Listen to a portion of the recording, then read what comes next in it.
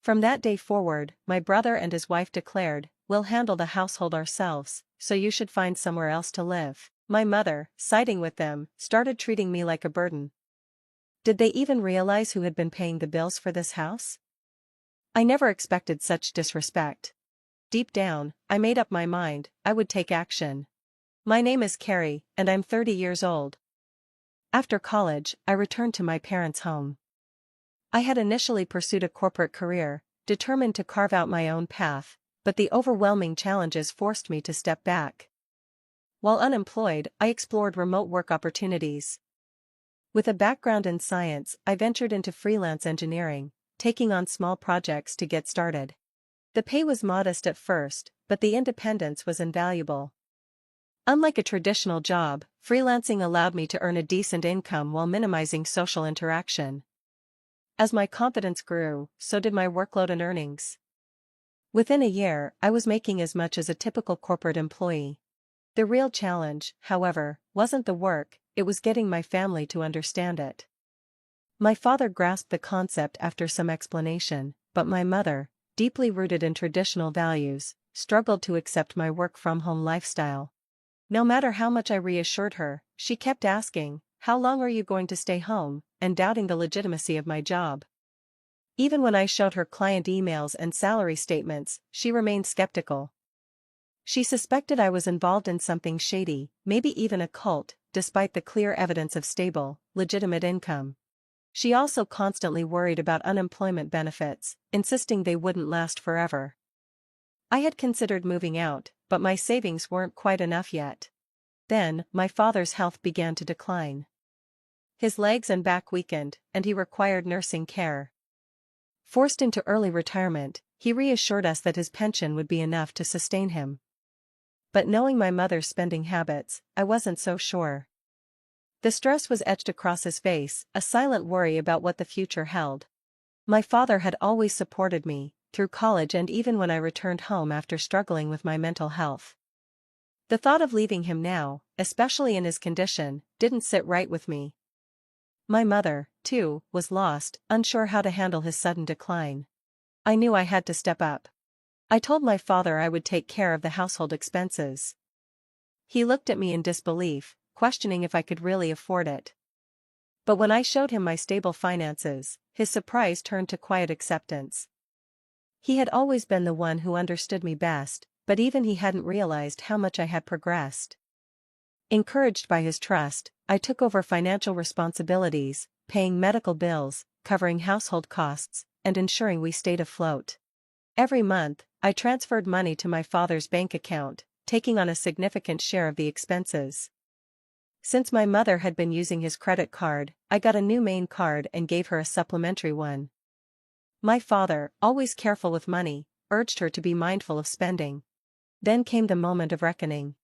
My mother asked, should she really still be living here? I pointed out that I was now the one keeping the household running. Without my support, things would be much harder. Still, she remained doubtful, questioning my contributions. It was only after my father intervened that she finally relented, allowing me to stay. Over time, though, she began taking my help for granted. Her demands grew, and so did her complaints. "Why can't you finish your chores faster?" she would say, disregarding the fact that I was juggling work and household duties. I tried to explain, but she dismissed my concerns. Our relationship grew more strained, the gap between us widening. My father, however, remained supportive, recognizing the effort I was putting in. And so, this became our reality for a year, an uneasy balance of duty, resentment, and quiet perseverance. Then, suddenly, my father's condition worsened. He was hospitalized, and from that moment on, I visited him every day. I shared quiet moments of concern and reassurance with my father, aware of the strain I was under. He often expressed his gratitude, acknowledging how difficult my relationship with my mother had become. As his health declined, the tension between my mother and me only grew worse. Despite feeling suffocated at times, I remained committed to supporting my family. I reminded myself of my mother's past efforts, especially during my student years, and held on to that sense of duty. But everything changed when my mother welcomed my brother, Kevin, and his wife, Mary, into the house. Their arrival was sudden and unexpected. "We're moving in," Kevin announced. "It'll help ease the burden on you." I was stunned. My mother avoided eye contact, and while my brother and his wife claimed their presence was meant to support me, their words carried a hidden weight. My mother, smiling in gratitude toward them, subtly implied that I needed to contribute even more to the household. I struggled to understand the situation. Kevin had graduated from a prestigious university and secured a position at a well-known company. Surely, he was earning a comfortable salary. Meanwhile, I had been working diligently, steadily building my own career. Could they really manage without my financial support? Adjusting to life with my brother and his wife proved more demanding than I anticipated. "Wake up, Carrie, make breakfast." Mary's voice rang through the house as she banged on my door. I was already awake, fully immersed in my morning work routine. I explained that I had been up for hours, busy with my job, but that didn't seem to matter. "Just get on with it and make breakfast," she snapped. Reluctantly, I forced myself to help, even though our family had always followed a more relaxed approach to morning meals. Normally, everyone ate at their own pace. Since both my mother and Mary were present, I had assumed Mary would take the initiative in preparing breakfast for Kevin, but she insisted on cooperation, so I unwillingly joined them in the kitchen. When breakfast was finally served, their dissatisfaction was immediate. "Is this it? This isn't enough," they complained. I had carefully prepared a plate with soft scrambled eggs, crisp lettuce salad, fresh buttered toast, and a juicy sausage. I thought it was a well-balanced meal, but apparently, I had failed to meet their expectations. "You don't have to eat it," I shot back. They stared at me, shocked. Their surprise quickly turned to anger, and their tone became confrontational. "Who do you think you are?" Kevin sneered, his condescension echoing our mother's usual attitude toward me. They continued dismissing my work, questioning whether it was even a real job. "What kind of nonsense is that? Are you crazy?" Frustrated by their ignorance and unwillingness to understand, I grabbed my laptop, ignored their protests, and walked out. "Where do you think you're going?" Kevin's voice chased after me, but I didn't bother answering. Instead, I made my way to my father's hospital room. The moment I entered, his eyes filled with concern. "Carrie, what's wrong? You look flustered." I recounted everything, my words spilling out in frustration. My father listened in silence, then sighed. "I didn't know they were." "I'm sorry, Carrie," he said softly, "but don't worry about it. You don't have to stay in a place where you're not comfortable. You have the right to live your own life, the way you want to." His words hit me like a wave of clarity. I had been holding on for so long, trying to prove my worth, trying to gain my mother's approval, but here was my father, the one who had always understood me, telling me I didn't need to stay, that I could leave.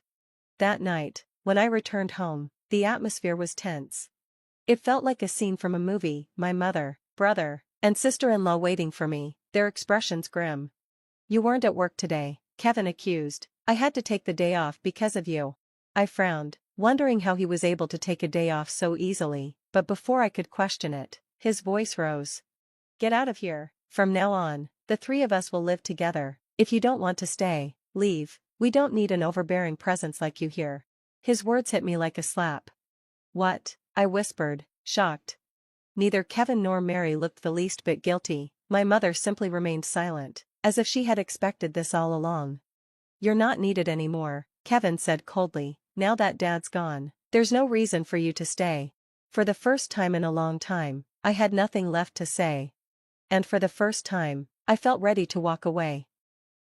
My mother, fully siding with them, regarded me as nothing more than a burden. The frustration mounted as they dismissed my contributions, ignoring the fact that I had been financially supporting the household all along. Their selfishness was infuriating.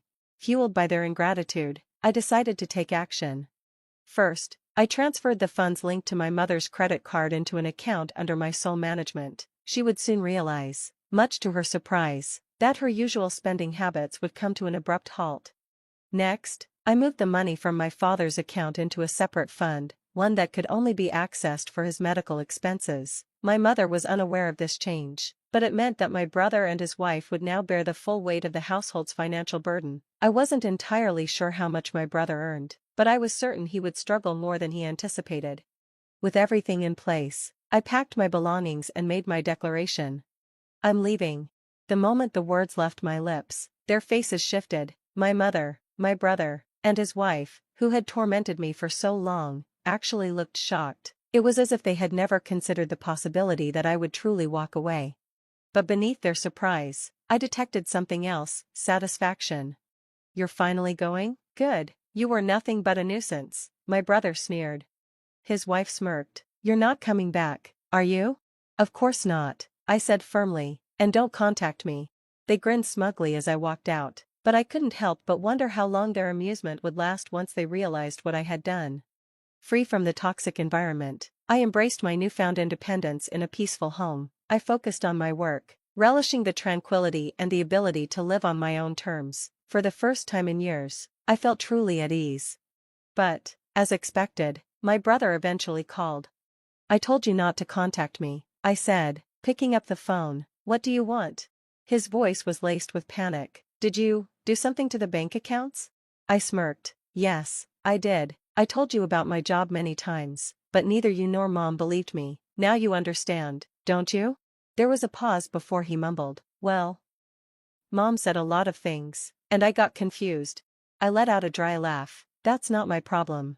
As it turned out, they were in financial trouble. Without my contributions, they were struggling to keep up with expenses, especially since my mother's excessive spending hadn't changed. "I was able to support the household because I was living there," I explained, "but I'm gone now. It's your responsibility." I thought that would be the end of it, but my brother called again days later, this time, sounding desperate. "Please, can you transfer some money to my account?" he pleaded. I blinked in disbelief. "Are you joking? You work for a huge company." A long silence followed before he finally confessed, "I lost my job." I was stunned. Apparently, he had made a major mistake at work and had been fired, and now, without an income, he had assumed there would be enough money at home to fall back on. Maybe he had counted on our father's pension to keep things afloat. But reality had hit him hard. Soon, both my mother and sister-in-law joined in, begging for financial help. My mother admitted that my father had completely cut her off. He refused to contribute to household expenses any longer. I sighed, unsurprised. "I've done enough," I told them. "It's time for you to figure it out on your own." And with that, I cut them off for good. My father, exhausted by the years of tension, consulted a lawyer and chose to live quietly elsewhere. I visited him often, cherishing the time we spent together. Meanwhile, news of my brother's struggles trickled in through mutual acquaintances. He had moved into a small, run-down apartment, barely making ends meet. My mother, who had never held a job, was forced to work, but she found it difficult to adapt. My brother, too, struggled in his new workplace, unable to meet the expectations placed on him. His wife, unable to cope with the financial stress, eventually left him. Now, it was just my mother and my brother, trapped in the consequences of their own choices. Even so, my mother hadn't changed. She continued to overspend and rack up debts, unable to break free from her old habits. But that was no longer my concern. I had moved on, driving in a career I loved, building a future on my own terms. My days were filled with peace and productivity, and I was finally in control of my life. Most importantly, I had the freedom to spend time with my father, the one person who had always believed in me, and that was all that mattered.